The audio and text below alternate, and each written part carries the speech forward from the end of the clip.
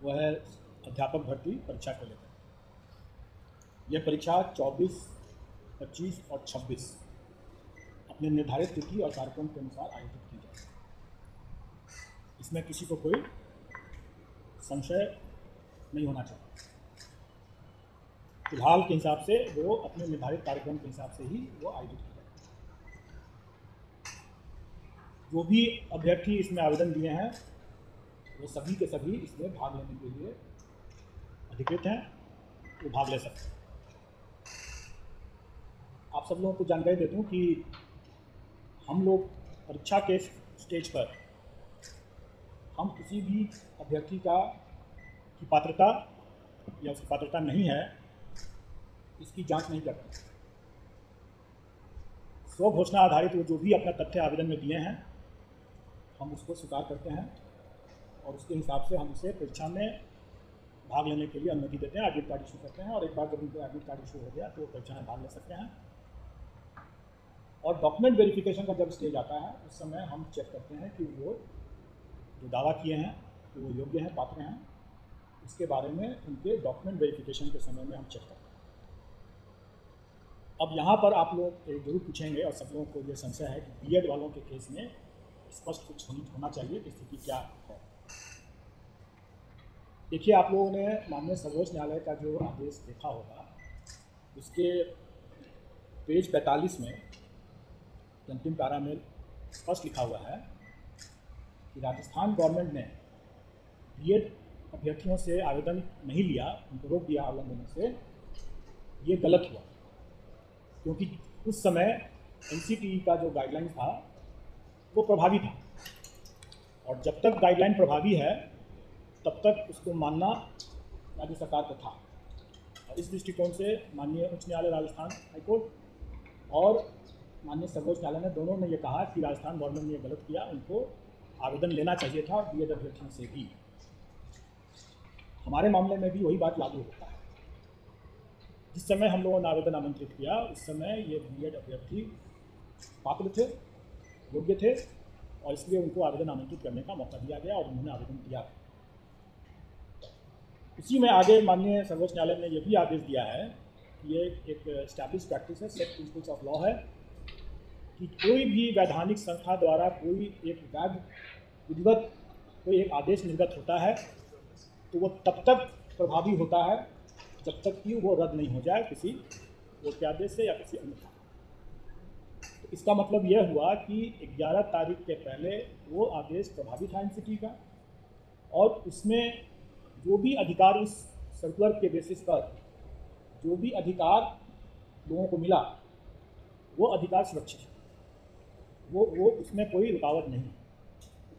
तो इसका मतलब यह हुआ कि जो लोग नौकरी पा लिए पहले से उनकी नौकरी भी सुरक्षित है, जिन लोगों ने एग्ज़ाम में अपीयर होने का अधिकार प्राप्त कर लिया उनका वो अधिकार भी सुरक्षित है। तो इसका मतलब यह हुआ कि बीएड के अभ्यर्थी जो हैं वो बेशक एग्ज़ाम में अपीयर हो सकते क्योंकि उनका ये अधिकार सुरक्षित है।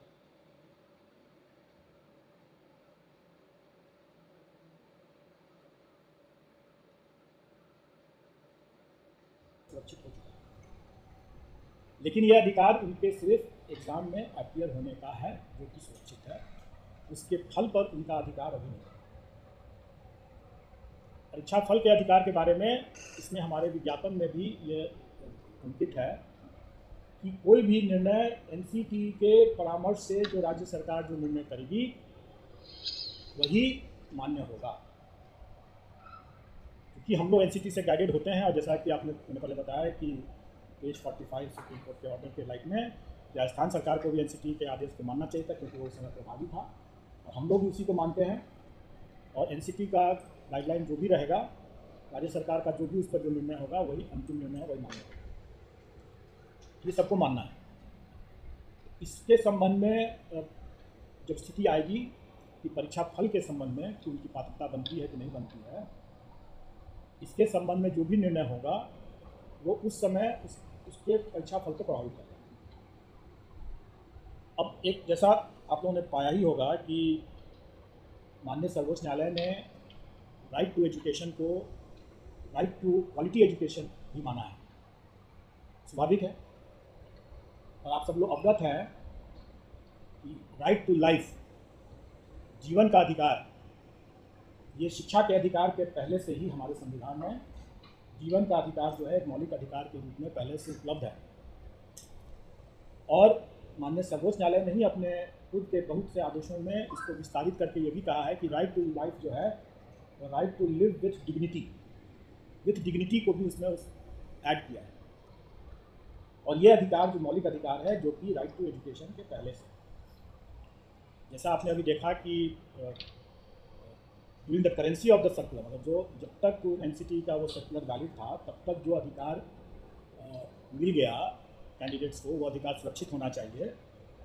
तो मेरा ये व्यक्तिगत ओपिनियन है, अभिमत है कि जीवन का अधिकार जो उन्हें मिला कि हम बीएड करके ब्रिज कोर्स के रास्ते से हम अपने इस अधिकार का पालन कर पाएंगे, इसकी पूर्ति कर पाएंगे, अपना आजीविका अर्जित कर पाएंगे। ये अधिकार जो मुझे मिला, ये अधिकार वर्तमान में शायद उसका हनन हो जा रहा है। तो अगर कोई अभ्यर्थी, मैं नहीं जानता हूँ कि वो कितना सही है कि नहीं है सही है, लेकिन अगर कोई अभ्यर्थी अगर इन सब बिंदुओं को या अपने विधि परामर्श लेकर के अगर अपना कोई दावा या पुनर्याचिका अगर माननीय सर्वोच्च न्यायालय में दायर करते हैं, तो हमें उसके फलाफल के लिए प्रतीक्षा करना पड़ेगा, और उसके फलाफल से ही प्रभावित होगा उनका परीक्षा फल। तो इसका मतलब यह हुआ कि अभ्यर्थी क्या अपना लीगल रिकॉर्ड्स लेते हैं, क्या एनसीटीई आदेश करती है, या क्या राज्य सरकार अध्यादेश वगैरह वगैरह जो भी लेकर के आती है, उससे उसका परीक्षा फल प्रभावित हो सकता है, और हम उसका बिल्कुल अनुपालन करेंगे। अब तब ये प्रश्न आप लोगों के मन में जरूर उठता होगा कि जब इतना संशय है तो फिर अभी परीक्षा को क्यों नहीं टाल दिया? स्वाभाविक है, ये सबके मन में ये सवाल उठेगा, और इसका उत्तर भी माननीय सर्वोच्च न्यायालय के इसी आदेश में छुपा हुआ है। माननीय सर्वोच्च न्यायालय ने ये अपने पेज 35 से 36 में ये कहा कि जब आपके पास में डिप्लोमाधारी पर्याप्त संख्या में उपलब्ध थे तो आपको बीएड के साथ, ब्रिज कोर्स के साथ उसको अलाउ करने का कोई औचित्य नहीं था। साफ साफ उसमें लिखा हुआ है कि और इसी कारण से भी यह रद्द हुआ, क्योंकि आपको याद होगा, जानकारी होगी कि केवीएस ने शिक्षकों की कमी के कारण से यह प्रस्ताव किया था, यह अनुरोध किया था, जिसको एनसीटी ने मान लिया। लेकिन राजस्थान के मामले में सुप्रीम कोर्ट की तीखी टिप्पणी है कि जब आपके पास में वहाँ पर पर्याप्त संख्या में अभ्यर्थी मौजूद थे डिप्लोमाधारी, तब फिर यह ब्रिज कोर्स करके बीएड को शामिल करने का क्या औचित्य है? अगर हम यही कहें कि हमारे पास जब पर्याप्त संख्या में डिप्लोमाधारी अभ्यर्थी उपलब्ध हैं तो परीक्षा को स्थगित करने का क्या औचित्य है? तो क्या हम ये क्या ये माननीय न्यायालय का मानना नहीं माना जाएगा कि हम जानबूझ करके, जबकि माननीय सर्वोच्च न्यायालय ने कह दिया साफ साफ कि आपके बीएड अभ्यर्थी नहीं एलिजिबल है इसके लिए, तब उनके लिए आपकी प्रतीक्षा रहते हुए आपने डिप्लोमाधारी के अधिकार का क्यों हनन किया? इसलिए हम डिप्लोमाधारी के अधिकार का हनन नहीं करेंगे, माननीय सर्वोच्च न्यायालय को अवमानना का भागी नहीं बनेंगे। माननीय सर्वोच्च न्यायालय ने जिस तीखी टिप्पणी को अपना आधार बनाया है, हम उसी तीखी टिप्पणी के आलोक में ये कहेंगे कि हम परीक्षा को नहीं टालेंगे। हम डिप्लोमाधारी हमारे पास पर्याप्त संख्या में हैं, 3,80,000 से ज़्यादा हमारे डिप्लोमाधारी प्राथमिक शिक्षक के लिए अभ्यर्थी हैं। कई ऐसे बीएड वाले भी हैं जो कि डिप्लोमा भी प्राप्त किए होंगे, लेकिन उन्होंने शायद अपना बीएड ही लिखा हो। हमारी वैकेंसी से, रिक्ति से 5 गुना ज़्यादा अभ्यर्थी मौजूद हैं। हम कभी भी इसको इग्नोर नहीं कर सकते हैं, इस तथ्य को, खास करके माननीय सर्वोच्च न्यायालय के इस तीखी टिप्पणी के आलोक में, और हम इसको परीक्षा को कोई पोस्टपोन नहीं करेंगे। तो ये तो बहुत स्पष्ट बात हो गई, और मैंने बता दिया कि बीएड अभ्यर्थी भी भाग ले सकते हैं क्योंकि उनका अधिकार सुरक्षित हो चुका था, लेकिन उनका परीक्षा फल प्रभावित होगा उनके खुद अपने लीगल रिपोर्ट्स को देखते हुए कि वो क्या पुनर्विचार याचिका दायर करते हैं या नहीं करते हैं, या एनसीटी या राज्य सरकार क्या निर्णय लेती है। और जैसा मैंने भी बताया कि ये निर्णय कि वो पात्र हैं या नहीं पात्र हैं, ये हम डॉक्यूमेंट वेरिफिकेशन के समय करते हैं। उसके पहले हम मान के चलते हैं कि जो भी उन्होंने दावा किया है वो सही है और हम उसके हिसाब से अपना मेरिट लिस्ट बनाते हैं। लेकिन रिजल्ट हम स्वाभाविक है, रिजल्ट हम तभी डिक्लेयर करेंगे जब वो पात्र होंगे। अगर वो पात्र नहीं होंगे तो हम उनका रिजल्ट डिक्लेयर नहीं करेंगे और ऐसी स्थिति में उनका एक चांस व्यतीत नहीं माना जाएगा, क्योंकि ये भी संशय था लोगों के मन में कि अगर हम एग्ज़ाम दे देते हैं और मेरा एक चांस पता चला जाएगा अपना रिजल्ट, जब हम रिजल्ट ही नहीं देंगे तो हम उनका एक चांस भी नहीं मानेंगे। लेकिन ये तब की स्थिति में है जबकि उनको कोई संशय रहता है, तो समझे भी संशय पात्र हैं कि नहीं, क्या वो लीगल रिकोर्स करते हैं।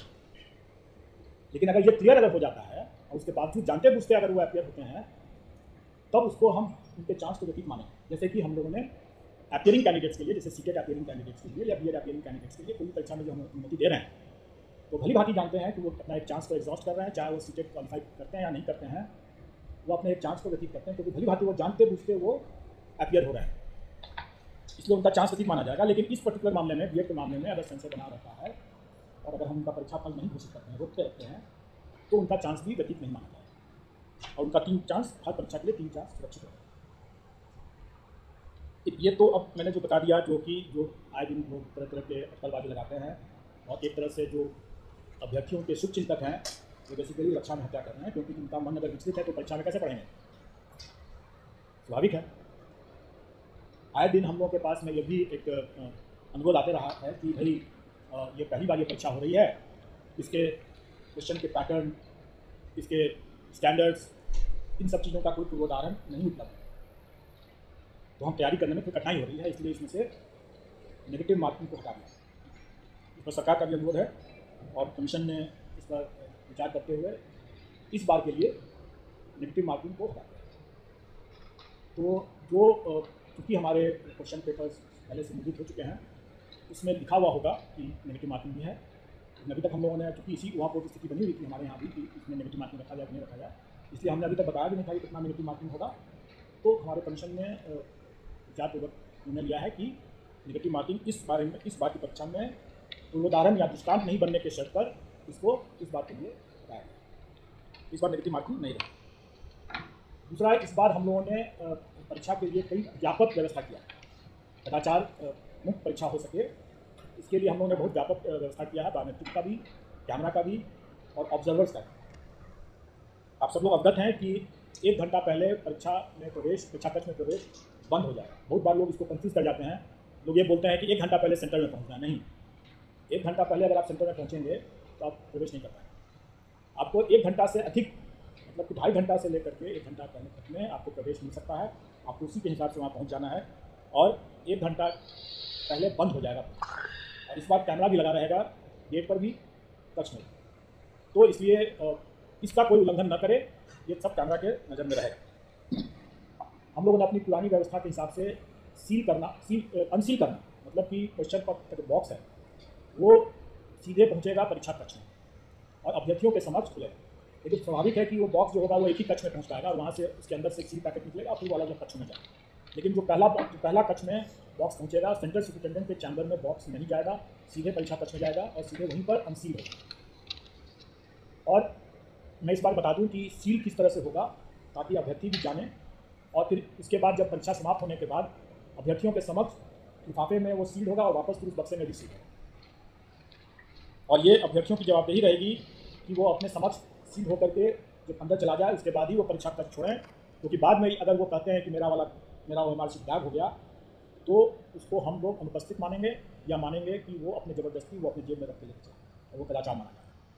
इसलिए उनका ये फ़र्ज़ है कि वो अपने सामने, उनको ये सुविधा दी जा रही है, वो अपने सामने सील करवा लें लिफाफा में। बाद में ये हम लोग इस बात को नहीं मानेंगे कि अगर उनका मिसिंग है तो हम उसको नहीं मानेंगे, हम उसको बल्कि कदाचार मान करके ये समझेंगे कि वो अपने साथ लेके चले गए। अब देखिए, सील करने का भी एक तरीका है जो कि मैं इस बार बता रहा हूँ, क्योंकि प्राय लोगों को ये हो सकता है कि कह सकते हैं कि भाई हमारे सामने तो सील किया, मेरे जाने के बाद फिर से अनसील करके, मतलब कुछ भी बोल करके जब उसको सील कर दिया जाएगा तो जांच की जाएगी, क्योंकि सेंटर में हम मीडिया कर्मी को प्रवेश की अनुमति नहीं रहेगी। इन सबों का बड़ा ख्याल रखा गया है। तो हमारा बायोमेट्रिक का भी, ये एडमिट कार्ड का भी हम QR कोड की स्कैनिंग करेंगे और अपने डेटाबेस से मिलान करेंगे, रियल टाइम में मिलान हो जाएगा। दूसरा कि कैंडिडेट्स का फिंगरप्रिंट्स एंड फेशियल रिकॉग्निशन भी लिया जाएगा ताकि कोई इंपर्सनेशन का मामला न हो। अगर कोई अगर हमारे डेटाबेस से मिसमैच करेगा तो वो भी हम लोग उसको रियल टाइम में पकड़ सकते हैं, ये रिकॉर्ड के रूप में भी रहेगा।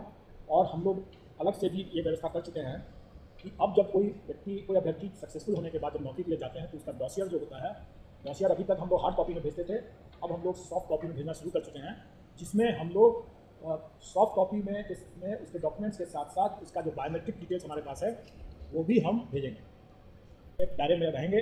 और अगर नौकरी पा लिए तो नहीं, सर्टिफिकेट जिनके पास में दोनों का है, डिप्लोमा का भी है और बीएड का भी है, लेकिन उन्होंने सिर्फ बीएड ही लिखा है तो उनको डिप्लोमा भी दर्ज करने का उनको हम मौका देते हैं। आता है वो ब्रेकअप नहीं है, वो भी अभी तत्काल वो ब्रेकअप उससे आपको उससे क्या कोई फर्क नहीं पड़ता।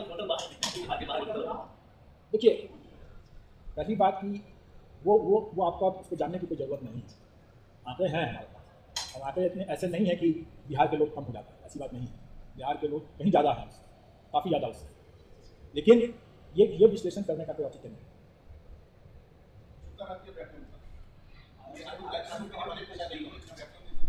नहीं, वो सुट्टा आप पढ़ाते हैं, वो आप अपनी और हम तो याद है उस वक्त 2021 के समय का डेटा दिया गया कितनी कम संख्या में अभ्यर्थी राष्ट्रीय 9% अभ्यर्थी हुए। नियोजन दिखाई में कोई क्यों आएगा यूपी से? अभी तो भी आप मान लेंगे हमारे जनता को दर्जा मिलेगा, तो नेचुरल संख्या बढ़ेगी। आप गलत जगह पर ये सवाल पूछ रहे हैं। आपको ये सवाल सरकार से पूछना चाहिए, मुझसे नहीं पूछना चाहिए। हम अपने आयोग की जो स्थिति है वो मैंने बता दिया। परीक्षा के संबंध में जो संशय था लोगों के मन में, मैंने वो स्पष्ट कर दिया कि कौन अपियर करेंगे नहीं करेंगे वो उनका विवेक है, और उन्होंने जो लीगल रिपोर्ट्स जो लिया होगा या लेना चाहते होंगे, जिस दिन का समय है उनके पास पुनर्विचार याचिका अपना चाहे तो दायर कर सकते हैं। अभी कैलेंडर जारी हो गया तो एग्जाम आपने 24 से पहले ही बता दिया, एग्जाम से मतलब उसी आसान किया था चेंज हुआ, तो एग्जाम के बाद रिजल्ट को लेकर पहले से प्लान तो हुई, कोई इसमें रिजल्ट जाएगा और रिपोर्ट तो बाद में आया। देखिए, अच्छा कि आपने प्रश्न पूछ दिया, एक पॉइंट छूट गया था मेरा। आप लोगों को ध्यान होगा कि जो अपियरिंग कैंडिडेट्स के लिए ये बात नियमावली में भी था और हम लोग ने भी ये पहले से भी डिक्लेयर किया हुआ है कि जो अपियरिंग कैंडिडेट जो हैं उनकी परीक्षा 31 अगस्त तक हो जानी चाहिए, ये तो पहला शर्त है। और दूसरा शर्त ये था कि उनका परीक्षा फल जो है वो ऐसी निर्दिष्ट तिथि तक हो जानी चाहिए जो आयोग बाद में संसूचित करेगा।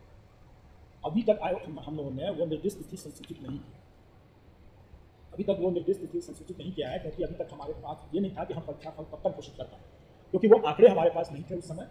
इस समय हम लोग आवेदन आमंत्रित कर रहे थे, कितने कैंडिडेट्स अपियर करते होते हैं, कितनी संख्या में हमारे पास आता है मामला, OMR की हमारे स्कैन करके रिजल्ट निकालने की क्या क्षमता हमारी हो पाएगी, ये सब चीज़ थोड़ा सा अभी क्लियर नहीं था।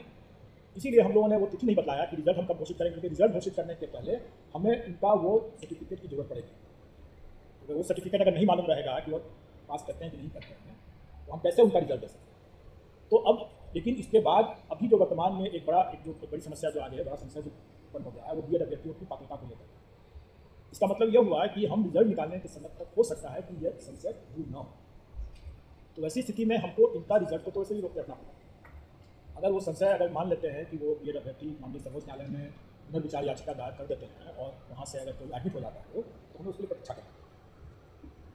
तो वैसी स्थिति में हम रिजल्ट जो निकालेंगे, अब जो निकालेंगे वो हम लोग 2 चरणों में तरह समझें क्या निकालेंगे। पहले चरण में जो क्लियर कट मामले हैं उनके मामलों को निकालेंगे, और दूसरे चरण में जो इनका मामला डाउटफुल अभी है, उन डाउटफुल मामलों को हम मेरिट लिस्ट तो कॉमन बना करके रखेंगे ही रखेंगे, लेकिन हम उनका डिक्लेयर नहीं करेंगे जब तक कि उनका वो संशय दूर नहीं हो जाता, उनकी पात्रता के विषय में जब तक दूर नहीं होता। उनके लिए हम पद सुरक्षित रख सकते हैं, लेकिन उनको हम डिक्लेयर नहीं करेंगे।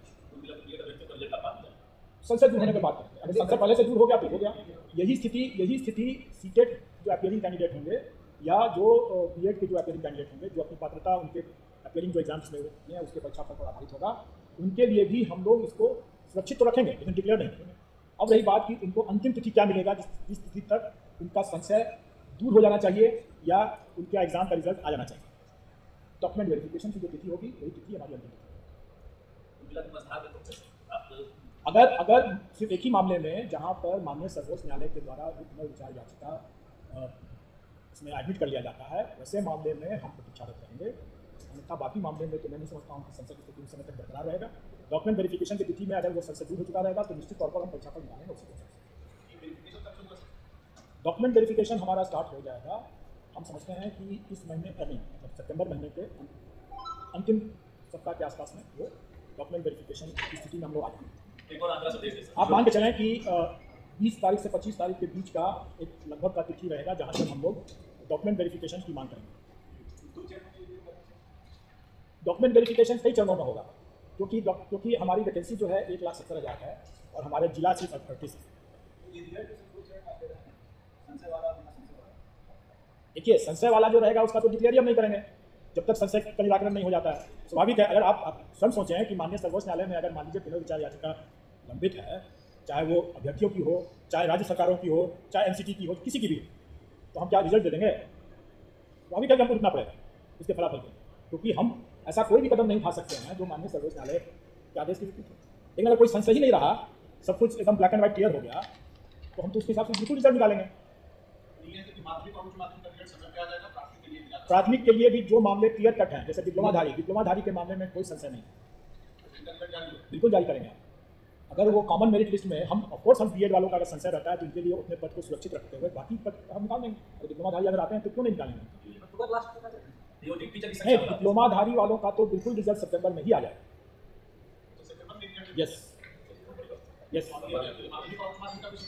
यस, मैंने क्या कहा, जिसका संशय नहीं है उनका रिजल्ट भी सही हम निकाल देंगे। जिनका संशय रहेगा तो जैसा संशय रहेगा, जिस स्तर पर मामला लंबित है उस स्तर से निर्देश लेकर के ही हम निकालेंगे।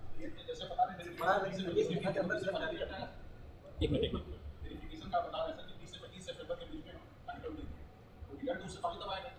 देखिए, हम लोग जो निकालते हैं डॉक्यूमेंट वेरिफिकेशन के लिए वो प्रोविजनल रिजल्ट के बेसिस पर देते हैं कि जो लोग कंसिडरेशन जोन में आ गए, मतलब जो सफल होने वाले जो अभ्यर्थी हो गए, उनका हम डॉक्यूमेंट वेरीफाई करवाते हैं। अब डॉक्यूमेंट वेरीफाई कराने के बाद अगर उसमें भी मान जैसे मैंने बताया कि सीटेट अगर अपियरिंग कैंडिडेट का है, बाद में पता चलता है कि नहीं, कई अभ्यर्थी ऐसे भी हो सकते हैं जो उन्होंने दावा कर दिया कोई आरक्षित श्रेणी का या किसी और श्रेणी का, बाद पता चलता है वो नहीं, ऐसा नहीं। तो स्वाभाविक है कि डॉक्यूमेंट वेरिफिकेशन के समय में उनका कट सकता है, छट सकता है, और जो उसके हिसाब से उसको उनका रिजल्ट फाइनल रिजल्ट क्यों निकाला।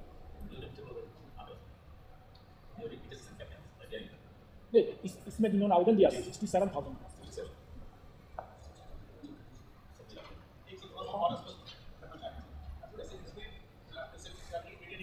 एक चीज मैं बता दूं, जो कई जगह मतलब जिस प्रचार ये चल रहा था कि बीएड अभ्यर्थी 5 लाख हैं, 6 लाख हैं, कुछ लाख हैं, मैं तो यह कहूँगा कि एज लॉन्ग एज माननीय सर्वोच्च न्यायालय ने कहा कि आपके पास में पर्याप्त डिप्लोमाधारी अभ्यर्थी है, मतलब कि अगर हमारे पास 80,000 वैकेंसी है, हमारे पास 80,000 कैंडिडेट्स अगर डिप्लोमाधारी रहते हैं तो भी मैं कर सकता हूँ। अभी तो वर्तमान में हमारे पास 80,000 नहीं, हमारे पास 3,80,000 है। इसलिए इस तरह का दुष्प्रचार कृपा करके न करें।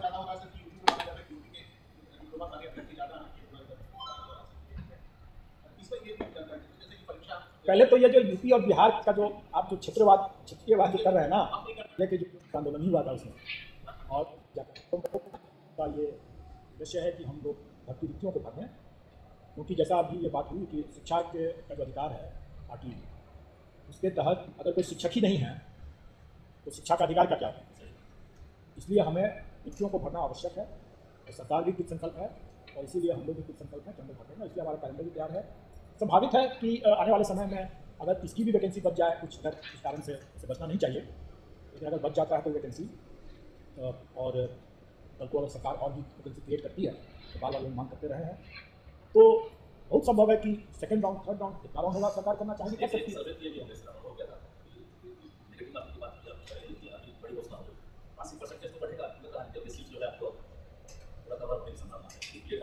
ऐसा है कि पूरा तो पहले भी कवर होना है, चाहे नेगेटिव रहे चाहे पॉजिटिव रहे, दोनों ही हालत में पूरा भरना है, क्योंकि अनुपात इतना ज़्यादा है। एक पद पर 5 से अधिक, अभी अगर खाली डिप्लोमा वाले को देखें, बीएड को देखें तो 10 से ज़्यादा होगा, तो कुछ कैटेगरी में तो 13 गुना, कहीं कहीं 24 गुना ऐसे अभ्यर्थी।